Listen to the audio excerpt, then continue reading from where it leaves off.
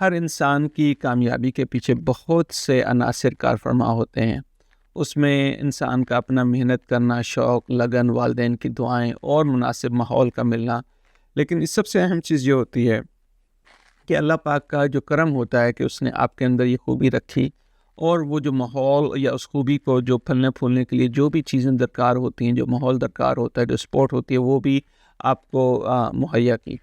تو انسان کا حقیقی شکر گزاری یہی ہوتی ہے کہ کبھی بھی ہم اپنی کامیابیوں پر فخر اور تکبر نہیں کرنا چاہیے، بلکہ ہمیشہ یہ یاد رکھنا چاہیے کہ یہ سب اللہ کی عطا ہے۔ جو خوبی ہمیں ملی ہے وہ ہمارا ذاتی کمال نہیں، بلکہ ہمارے رب کی نعمت ہے۔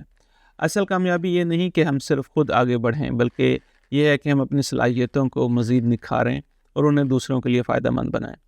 حضرت ہود علیہ السلام کی کہانی جو ہم نے آپ کی خدمت میں پیش کی، اس کا مین مقصد یہی ہے کہ بچوں کو ہم یہ درس دیں کہ اللہ کی عطا کردہ نعمتوں کو اس کا احسان سمجھیں، ان پر شکر کریں اور کبھی غرور نہ کریں، اور اور اور اپنی ان خوبیوں کو، ان کامیابیوں کو دوسرے لوگوں کی مدد کا اور دوسرے لوگوں کی زندگی میں خوشیاں لانے کا ذریعہ بنیں، اور اپنی ان خوبیوں کو اور جو بھی ٹیلنٹ ہے اس کو نکھارنے کے لیے پوری محنت کریں اور پورے جو ہے لگن سے کام لیں۔